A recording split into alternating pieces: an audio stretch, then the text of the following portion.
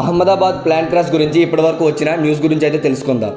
Crash అయిన plane name A1171 Boeing 787-8 Dreamliner. ఈరోజు మధ్యాహ్నం ఢిల్లీ నుండి అహ్మదాబాద్కి వచ్చింది. అహ్మదాబాద్ నుండి నెక్స్ట్ లండన్కి వెళ్ళాలి.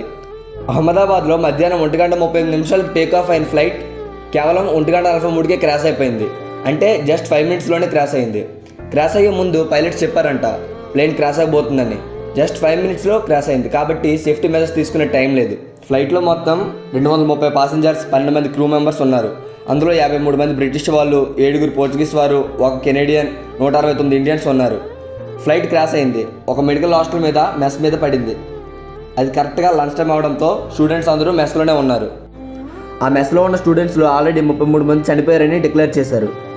ఇందులో చనిపోయిన వాళ్ళ ఫ్యామిలీస్కి దేవుడు స్ట్రెంత్ అవ్వాలని కోరుకోవడం తప్ప మనం ఏం చేయలేం.